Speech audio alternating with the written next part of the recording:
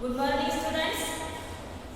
In this period, we will going to learn about bank and simple interest. And today, we are going to learn about how to find simple interest. पहा आपण bank आणि सरळ व्याज हे शिकणार आहोत. यामध्ये आपल्याला सरळ व्याज कसं शोधायचं हे समजावून घ्यायचं आहे. सरळ व्याज याचा अर्थ कर्ज म्हणून घेतलेल्या रकमेला किंवा कर्ज म्हणून घेतलेल्या रकमेपेक्षा जादा द्यावी लागणारी रक्कम तिला सरळ व्याज असं म्हटलं जातं. मग आता यामध्ये काही संबोध जे आहेत ते आपण समजावून घेऊया. त्यामध्ये प्रिन्सिपल म्हणजे मुद्दल किंवा रेट दर किंवा पिरियड मुदत म्हणजे काय. प्रिन्सिपल याचा अर्थ मुद्दल म्हणजे बँकेत ठेवलेली रक्कम किंवा बँकेकडून कर्ज म्हणून घेतलेली रक्कम याला म्हणतात प्रिन्सिपल. हे लक्षात ठेवा. आणि म्हणून the amount deposited in the bank or given by the bank to the borrower is called principal. बँकेकडून कर्ज म्हणून घेतलेली रक्कम किंवा बँकेमध्ये ठेवलेली जी मुद्दल असते रक्कम असते तिला मुद्दल प्रिन्सिपल असं म्हटलं जातं. दुसरं वाक्य the rate of interest PCPA means. पहा PCPA याचा अर्थ परसेंट पर एनम, दर साल दर शेकडा. प्रत्येक वर्षाला प्रत्येक 100 रुपयावर व्याज घेतलं जातं. हे लक्षात घ्या. प्रत्येक 100 रुपयावर घेतलं जातं. आणि म्हणून the rate of interest PCPA means the interest to be paid for each year for 100 rupees. Third sentence, the period for which the amount deposited in the bank or taken from the bank is called as period. आता आपली रक्कम किंवा मुद्दल बँकेमध्ये जेवढ्या कालावधीसाठी ठेवली जाते त्या कालावधीला मुदत असं म्हणतात. आता खाली काही वाक्य दिलेली आहेत. त्यामध्ये प्रिन्सिपल कोणता, रेट कोणता आणि पिरियड किती आहे हे आपल्याला ओळखायचं आहे.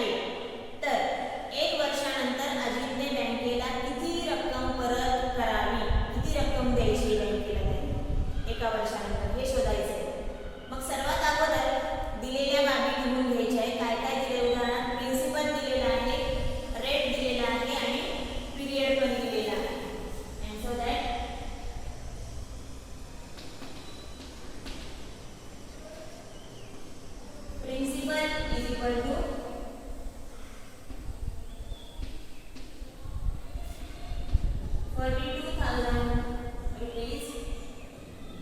Then rate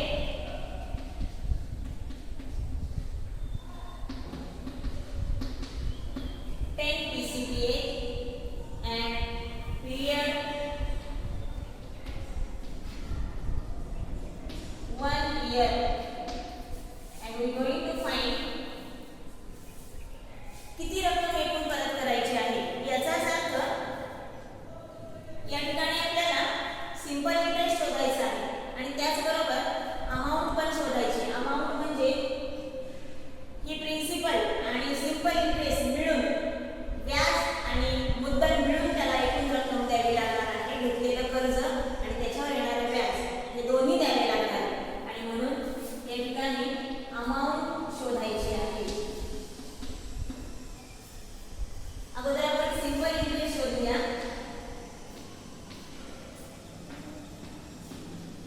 simple interest is equal to principal into rate into period. तिघांचाही गुणाकार करायचा आहे आणि त्याला 100 ने डिवाइड करायचा आहे. दिलेल्या किमती आपण टाकून घेऊया सूत्रामध्ये. Principal is 42,000 into rate 10 PCPA and period 1 year.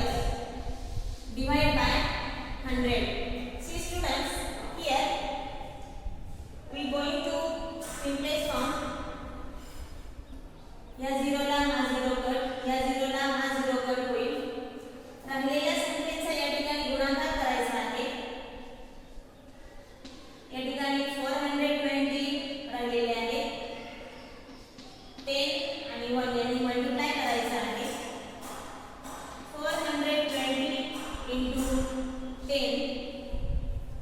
10 0 0. 10 to the 20. 2 is carry. 10 for the 40 and 2 42. So we get 4,200. 4,200 याला शेवटच्या 1 ने गुणायचं आहे. 1 ने गुणलं तरी तेवढंच राहणार आहे आणि म्हणून 4,200 rupees. This is simple interest. पण आपल्याला अमाउंट शोधायची आणि अमाउंट सिंपल इंटरेस्ट आणि मुद्दल प्रिन्सिपल मिळून बनते आणि म्हणून amount is equal to principal plus simple interest. Yes, that means simple interest.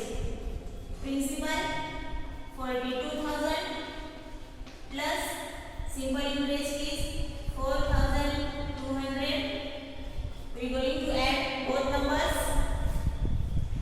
So it is 46,200 rupees. So अमितने बँकेला एकूण किती रुपये द्यायचे आहे अजितने?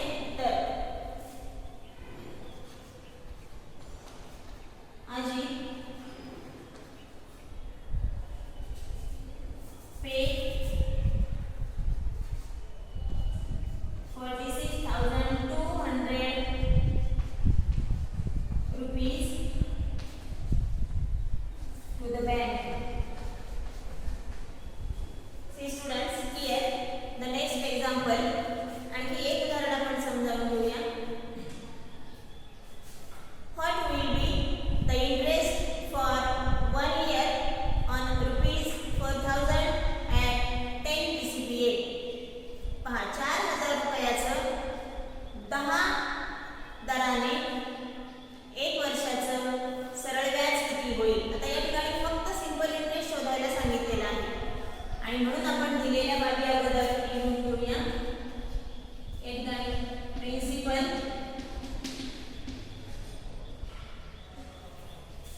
is equal to 4,000 rupees. Rate 10 PCPA and period